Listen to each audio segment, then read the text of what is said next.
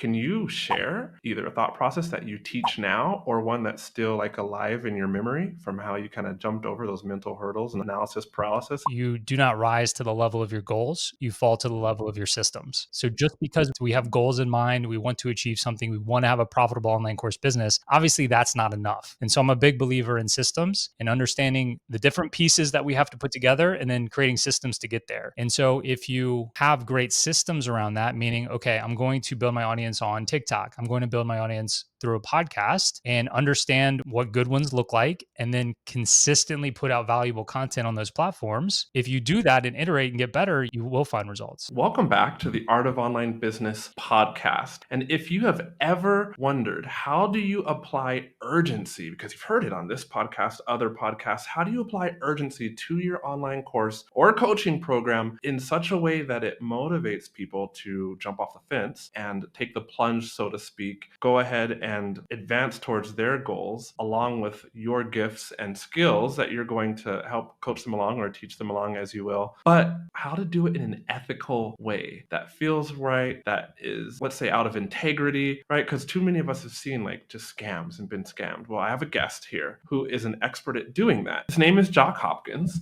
and you can see him if you're watching on the YouTube channel. You'll also be able to see my lovely wife here. Thanks for joining me, Jamie, and thanks for coming back, Jacques. Yeah, thank you for having me back. I love this topic. I'm excited to get into it. 8 years as an electrical engineer before you quit to start your online piano course. And it wasn't all rainbows and sunshine, so to speak, in the beginning, but you grew that course pre-pandemic, which I have to say that right out of the gate. This wasn't like a pandemic story. You grew this thing well before people were just stuck online, and you quit your job. You started off, you got 1K a month, then you were able to grow it to 10K a month and keep scaling it from there. And now you teach people. You're the host of the Online Course Show podcast. You support your family with passive income from your course, and you teach others how to replicate your success. That sounds about right to me. I want to hear more about what you have to say. So, like today, we're going to talk about the ethics of using urgency when selling a digital product, the 3 types of urgency you can use and which works best. I also, because in the previous episode,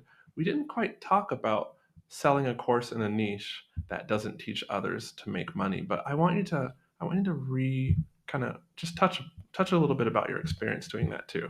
You did it again where you asked 74 I did questions. do it again where I asked 74 questions, but hey, that's just how I roll. You know what? We're not going to answer all those questions. Let me just be honest with the listener right now. However, if you heard the previous episode and you're not type A, like with a list, did he answer all the questions? You will realize that this episode will be really good because that one was really good. It was moments ago for us. Right. But it's down in the link below for you if you haven't heard it yet. Jacques, tell us about the unethical kind of urgency and then how you got started with the right kind of urgency. I think the ethics behind it simply come down to doing what you say you're going to do. Okay, so let's talk about urgency. That has to, it gets confused with scarcity sometimes. Urgency has to do with time, right? Something is going away at a certain time, right? Scarcity has to do with quantities, limited amount of quantities, which is scarcity is a lot harder to utilize with digital products, right?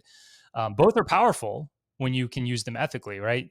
If I said, hey, there's 50 copies of this piano course, come and get it, that wouldn't be very ethical because I have an unlimited amount of copies, right? So, but urgency is just as powerful, and it's better for digital products. Excuse me. There are 3 types of urgency that we can use inside of our digital product businesses. The first one would be based on the availability. So something's available, and then at a deadline, it's no longer available. Your offer is no longer available. The second type is a discount. So you discount it for a limited period of time. At the deadline, that discount is no longer available, but you can get it for the full price after that. The third type of urgency is some kind of bonus going away. And that can be paired with a discount if you want to. So the third type of a bonus could be paired with something else. From my experience, the bonus one works the worst, but it very much depends on what that bonus is, right? And how you package the whole thing together. So I prefer the first two, but it's harder to do the first one ethically with a digital product, right? What do you mean it's not available, right? It's digital product. Why is it not? I want it now. Give it to me. Of course it's available. And that's a mistake that I have made. So I talked in the last episode about discovering a funnel and urgency back in 2016, implementing a funnel. And I didn't do it all squeaky clean at first. I did it. I was listening to a podcast episode that told me how to set up a funnel. I did it exactly like he told me. And what I did was before I implemented urgency and a funnel, you'd go to Piano in 21 days. It was basically a sales page. And it was like, you buy now or you don't buy now, right? What I did was instead of that, I switched it to a landing page that said, we're currently working on the newest version of the course, but don't fret. In the meantime, you can download this free workbook and we'll let you know when it's ready. Right. So they'd opt in, the funnel would start, and then it would be an evergreen funnel. And so we'd have the open cart and the closed cart. And so that urgency that I used was availability. But it worked, but it always felt a little bit gray as far as the ethics go, right? Because I was saying something on my website wasn't really true. We're working on the newest version, and not really, like it exists. It's just not ready for you yet. But I did that for several years. It worked really well. Occasionally I would get messages like, "Hey, stop being a scammy marketer. I know it's available. This is ridiculous." I knew about the discount thing, but gurus through the years, I always had heard never discount your products. Yeah, Never right. discount your Right. product. You've heard that too, right? It's Mhm, it's very mhm. common Yeah. because we don't want it to come. We don't want to devalue it. We don't want to come across like we're devaluing our product. But one day I was like, all right, what can I do about this? Like, I want to run a completely ethical business. I'm tired of getting these messages. You know what? I like a good discount. Like when it's done well, like that can be the push for me to buy the thing and use the thing, right? But let me test it. And so I decided to run a test and try the discount thing. And I was like, if it just completely flops, I can always go back, right? So this was about 3 years ago. So I did the availability thing for years. And I tested switching to a discount, leaving the funnel completely the same. So and all the emails are almost exactly the same, except instead of saying this offer is going away, right? The course is going away. It says this discount is going away. But other than that, the funnel was exactly the same. And the results were that it actually increased revenue by 50%. So it was 50% better. Now, caveat, right? I'll be completely honest. I didn't want to make less money per sale. So that statistic is a little flawed because I also raised the price. Rightfully so, though. Yeah, that was my next question. So you raise the price of the initial course so that when you discount it, it's still the price that you want? Is that Even what I'm higher. understanding? Even higher. Even higher. Okay. Okay, even So the higher. discounted price turned out to be higher than my original price, but they don't know that, right? They don't know that. So and it's Right. all still true because my real price is what I started advertising on the website. So then when I made this change for the first time, you could go, or I guess for the first time since I did the funnel, you could actually go to my website and sign up at the full everyday price. So at the time I had at the time I made this switch, I had 3 different tiers you could buy. $100, $300, $500. And of course it's, 97, $297, but let's use round numbers here. 100, 300, 500. The $100 version was just my workbook. It was just a PDF with the course in words and pictures. Nobody got results from that one. People would buy it, but nobody got results from it. You saw the testimonials on my website. None of those came from people buying that. So I was like, okay, I'm going to get rid of that tier. That leaves the 300 and 500. I raised those prices to 500 and 1,000. And then in the funnel, they could get either 100 or 200 off. So 400 or 800, essentially. So I just wanted to be fully transparent when I say it raised revenue by 50%. So it worked, but I also did raise prices too. right. Did your conversions change? Like the percent of conversions in the funnel, or did that go up too? We would have to do some math to find the exact answer to that. I like to think it was about the same. Of the conversions were about the same. Another follow-up question. Where did you get this idea to change to discount funnel? And where did you get the idea to increase your prices from? Yeah. So it had been on the back of my mind to change how I was doing the urgency because of, what I was talking about with the ethics. Right. And I never gave the discount model. I never took it seriously because, like I said, all the gurus would say, "Don't do that, don't do that," right? And then one day I was just like I said earlier, I was just like, I like a good discount. Let me at least try it, right? When I make big changes in the business, I like to make sure it's reversible and I can go back if I need to. And so that was what motivated me to try it, knowing that if it performed equally as well, or maybe even slightly poorer, I still felt so much better about it. And that would have been an okay result. The fact that it performed 50% better was just icing on the cake for me. Right. I still would have felt so much better about it. That would have been an okay result. You teach people how to do this. Tell us a little bit about the podcast that you run. Oh, well, that's very kind of you to ask. Yeah, I started the podcast in 2017 because I love talking about this stuff and I wanted a platform to be able to do that. You know, when I started, I was very like I'm introverted, right? I'm not super extroverted, and I was scared. Like I wanted to use it also as a way to reach out to other course creators because I'm here like in my home office, like doing my thing. I'm like, I know there are other people out there doing this in other cool niches. Like I thought it could be a good way to meet other people and then also share value in the process. But I was scared to reach out to people because I didn't have a podcast yet. I didn't have a platform yet. I didn't have an audience. I didn't have a brand. So I was featured on a big podcast, Side Hustle Show by Nick Loper. The morning that episode came out, I had an email in my inbox from a guy was like, "Hey Jacques, I loved your story. I'm trying to start this course business teaching people to grow and sell microgreens, which are these baby versions of plants that are 40 times more nutritious. And I need a mentor to help me get going. Will you coach me?" Long story short, I was like, "Hey, dude, I've never really coached anybody, but I've been thinking about starting this podcast. How about I coach you? We record it and turn it into a podcast." So the first 19 episodes of the online course show are just me coaching this guy with ramping up his online course business. It got to a point where he was doing better than me, and I had nothing left to teach him. And but now I had a podcast with 19 episodes, and now I had the confidence to start reaching out to people. And so the majority of the episodes since then have been featuring other course creators or experts like QUÄY.jo. Not that you're not a course creator as well, QUÄY.jo. Getting their stories and understanding how they did things. So that was this kind of the genesis behind the online course show. Nice. You coached yourself out of a job initially. You must have Had some been success. pretty brave, though, to put that out there because it's not like you knew that coaching him was going to work. I mean, he reached out to you in an email and he was your first, and you made a podcast out of that. Listen, QUÄY.jo, when nobody's listening, it's easy to put anything out there.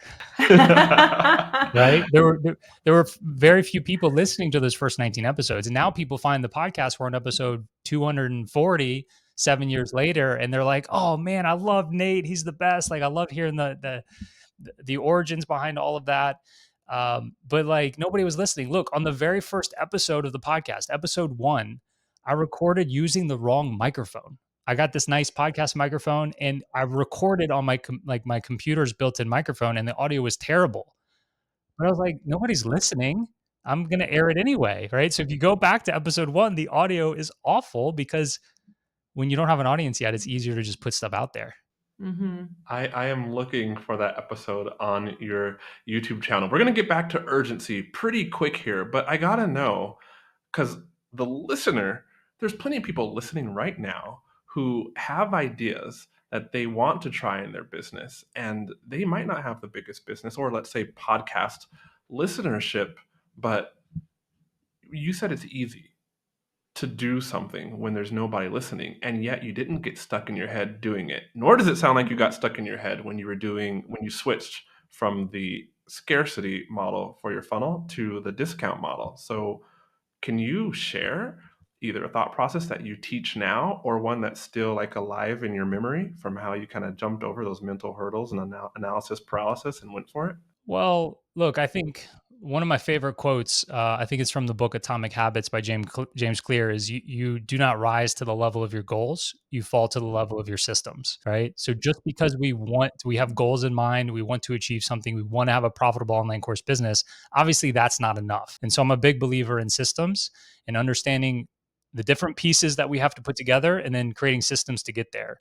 So for example, what I find is typically the hardest part for people is the traffic and audience building piece, right? Most often the course is the easiest part because that's the area you have the expertise in. Not necessarily like being on camera, that can be daunting, but like how to cook or how to garden or whatever your course topic is, and you can teach that thing so you can make the course. Maybe somebody can show you how to make a funnel or put an offer together, but building that audience can be the hardest part.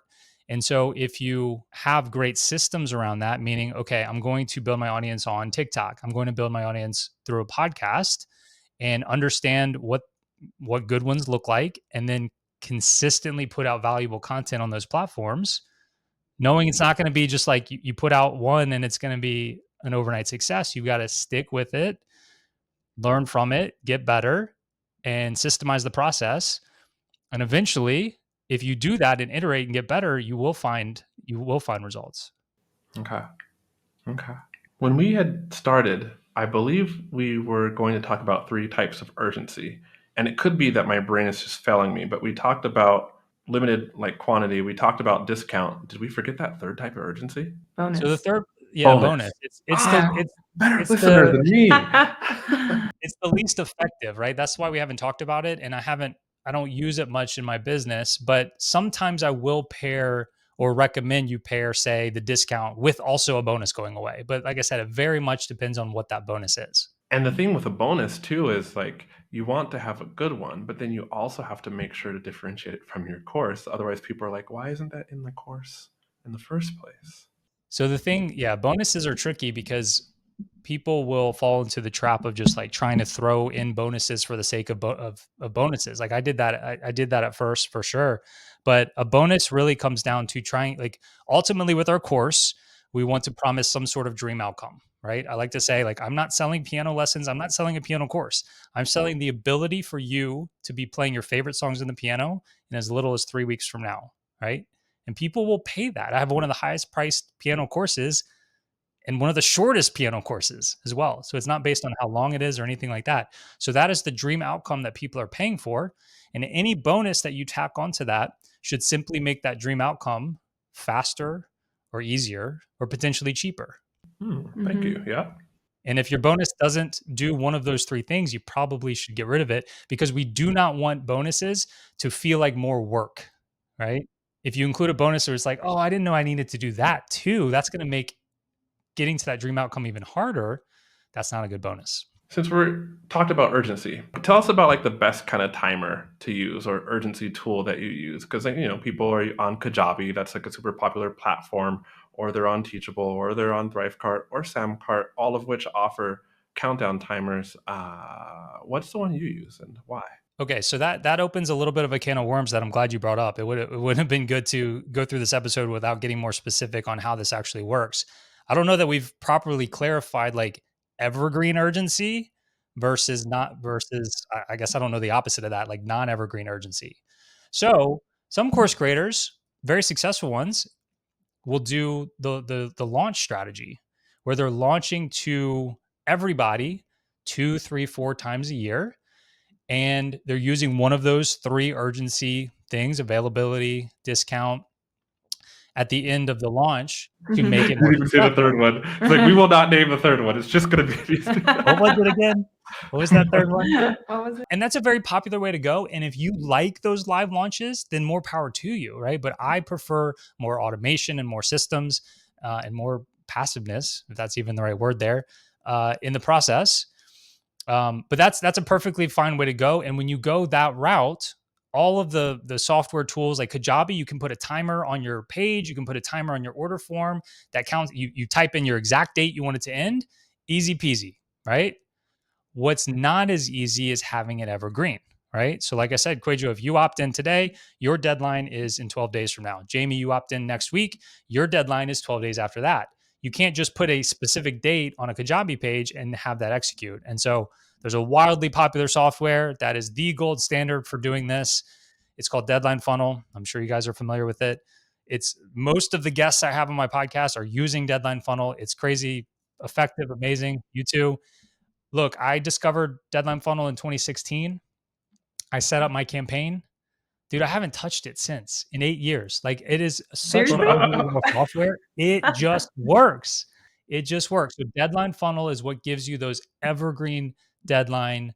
It gives you the evergreen deadlines and the timers, right? So you can have timers in your emails. You have the timer on the page, and it's different for everybody. Basically, what I'm doing is 365 launches a year, all on autopilot. And that being said, like, let's get back to the ethics behind this whole thing, right? I started by saying it's ethical when we say we're going to do something, we do it, right? So if you're like, well, I still don't love this because it's not the same for everybody, like, in this scenario, QUÄY.jo is going to be able to buy one day and Jamie's not going to be able to buy another day. Everybody has their own unique timeline and deadlines that are true. And that's what Deadline Funnel does for us. And so when you get that last call email, QUÄY.jo, and I say, hey, this discount is going away at midnight, and you come the next day and click that link in that email, you should not be able to take advantage of the offer, right? And Deadline Funnel helps us to do that, right? And so there are people that have evergreen funnels with evergreen deadlines. I'm holding up air quotes, that do everything I'm doing, but they're not using a tool like Deadline Funnel. And the next day, after somebody said something was going to go away, I can still get to it. I would say that's not an ethical way to do it. It's not. Right. Hot take. I'm going to needle a bit. What do you do when somebody emails you right after their funnel expires and says, "Hey, Chuck, I just wanted to, but now it's timed out and I can't get it. Can you just send me the link?" So case by case basis, right? I am a business person looking to make money and help people with a product I know that can absolutely help people. So it very much depends on the situation. I like to avoid those situations as much as possible. I'm trying to find my last call email.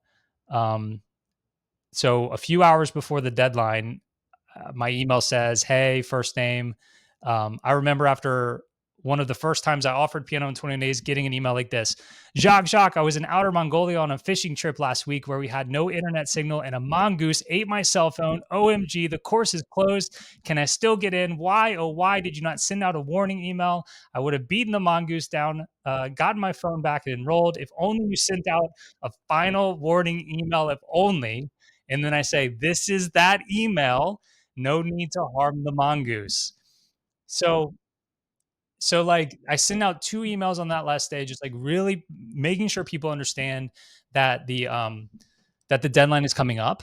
Yeah, it's clear. Yeah, it's clear. But I mean, people sometimes do have very legitimate excuses. For example, hey Jacques, I'm just seeing this. All the emails went to my spam folder. I'm just seeing this. I didn't know it was available. Like, I would love to get in. I just didn't see it. Is there that possibility with Deadline Funnel that, you know how some people leave the page open and then they can still get back to the link? So in Deadline Funnel, it just, if the page is open there, then it still just, it counts down and that's it? Are you saying, like, does it automatically redirect at the deadline?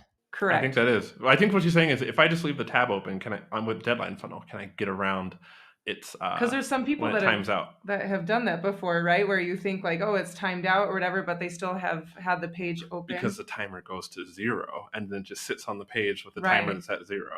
I honestly don't know. I mean, I don't know if Deadline Funnel will automatically redirect it if they're up or not, but Yeah, like, it does. I think I'll say as a user, it does. Okay. okay, well, there you go. It solves that.